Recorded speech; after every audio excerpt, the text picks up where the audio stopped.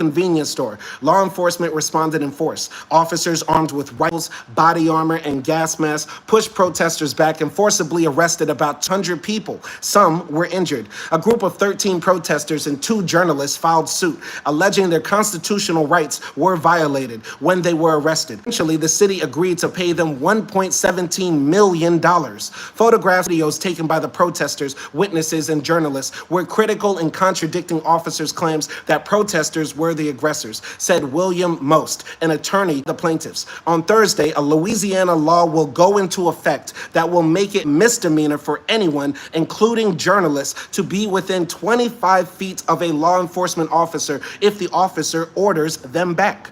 The 2 independent journalists who sued, whose photos were used to support allegations against the police, said they wouldn't have been able to capture those images if the law had been on the books during the protest. So let's think about this. People are protesting that a black man was killed justly in Louisiana years before George Floyd happened. And everybody that doesn't know the story of Alton Sterling, just go look it up. You can see the Black Death pornography on YouTube. Type in Alton Sterling chokehold, and you'll see a black man have his life squeezed out of him just because he was selling his rap mixtape CDs in front of the convenience store, and the police thought he was selling drugs. So the protesters, people come out in Louisiana, stand on business and try to protest, and the police are harassing and chokeholding innocent black men who are just trying to fight for their rights. So the city of Baton Rouge ends up paying the people that they abused at those protests $1.16 million or something. And then Louisiana comes years later to pass a law saying nobody can come this close to police officers. You gotta back. Give me 25 feet. If you from Texas, you know exactly what I'm talking about. Anyway, that's crazy. That's absolutely crazy. Shows you how corrupt Louisiana is. Hell on earth. Hell on earth. Y'all don't ever ask me why I left America. Y'all don't ever ask me why I left America when I'm from this hellhole, this fucking piece of shit in the fucking union, man. I hate Louisiana. I hate America, but Louisiana is the worst state in the union. Worst state in the union. Continuing here. So, yeah. Karen Savage was working for a news site focused on juvenile justice issues on the second day of the demonstrations in July 2016 when she photographed officers putting a black man in a chokehold as they detained him. Cherry Foytlin, who was working for a small newspaper and a community media project, said she was within 4 feet when she photographed officers violently dragging a black man off private property and arresting him. Foytlin and Savage said they are hesitant to cover protests in Louisiana now they could face criminal charges if they're too close to an officer.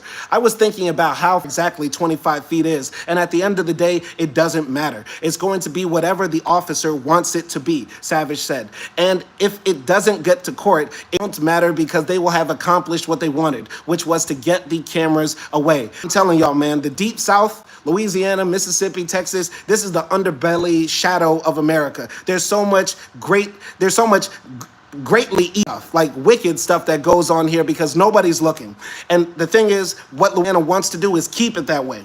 They want to keep it that way where they're violating citizens' civil rights, continue violating our human rights, and continue just making it hard for people to be able to get justice in this state. All right? So Sugar Hill says they will instigate anyway. You got to explain what you mean by instigate anyway.